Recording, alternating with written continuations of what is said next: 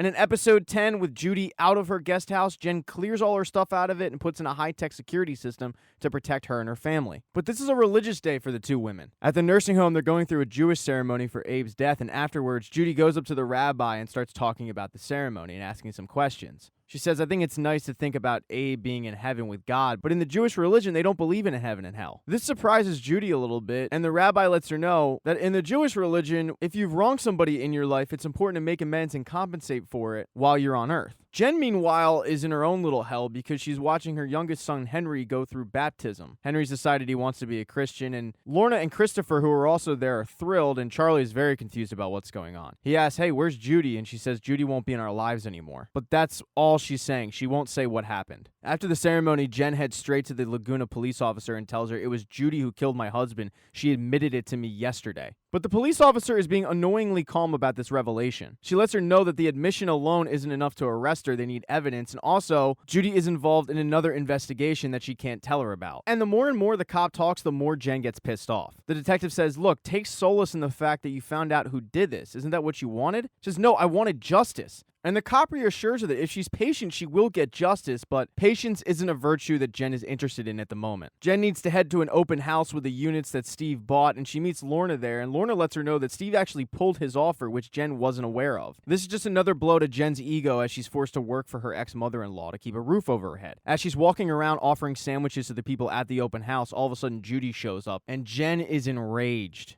Judy just wants to apologize and lets Jen know that she's planning on turning herself in and asking for the max sentence. But just the fact that Judy is breathing in front of her pisses off Jen. She just can't believe that she had the audacity to show up right now. Jen lets her know that I already turned you in, but there's nothing really they can do. The two start having a fight about what Judy's even doing there and Judy's motives, and finally Jen says, just leave me and my family alone. I have Ted's gun and I will use it. Do you understand? And Judy says, yes, I understand, and she leaves. And she heads straight to the bank where her and Steve held that joint checking account and cleans it out. When the woman asks why she's cleaning it out, she says, I'm going away for a while. And of course, Steve is unaware this is happening, and he's also unaware of who turned him into the feds. He's getting phone calls from all the people that he launders money for and reassures them, look, it'll all be all right. I just need to go to the bank and move some money around. But when he gets to the bank, he finds out that that joint checking account has been cleared out by Judy, and he is pissed.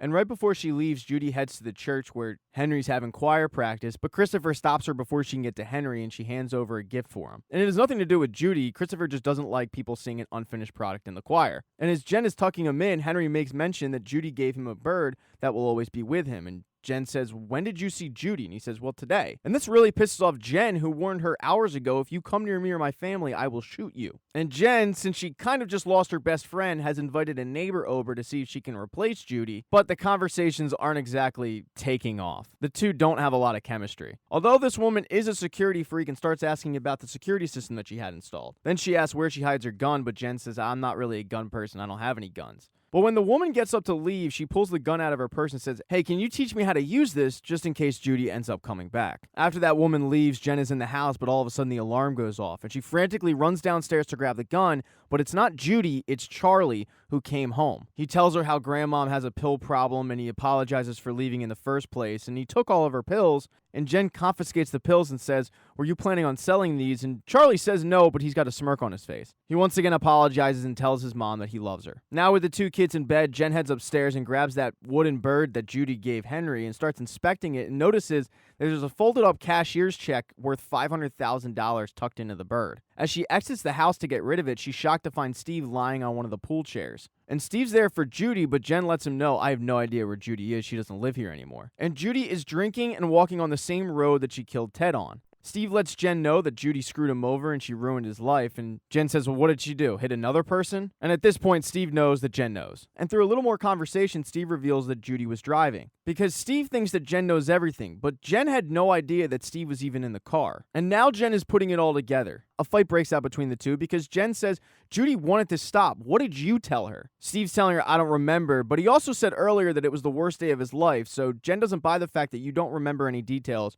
from the worst day of your life. And in reality, what Steve told her was to drive the damn car and not to go back for Ted. At this point, Jen just wants Steve to leave and asks him to do so, but he won't do it. So she pulls out the gun and points it at him and says, "I'm gonna need you to leave." But he's not leaving until he finds out exactly where Judy is. And at this point, Judy has arrived at the shrine for Ted on the road. And she just wants to relieve herself of that burden so badly that she walks into the road to get hit by a car. And while she almost does get hit by a car, the car stops and she gets a phone call from Jen saying, "You need to come home." And when she gets home, she finds Steve's dead body floating in Jen's pool because Jen shot him. And that is how season 1 of Dead to Me ends.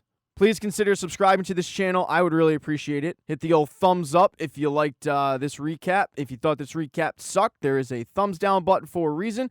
Also a share button for a reason. So if you know anybody that needs a recap of Dead to Me, please consider sending this to them. And if I don't get back to a comment in the comment section, don't take it personally. I just avoid the comment section because nasty comments make me feel bad. But just know that I do appreciate you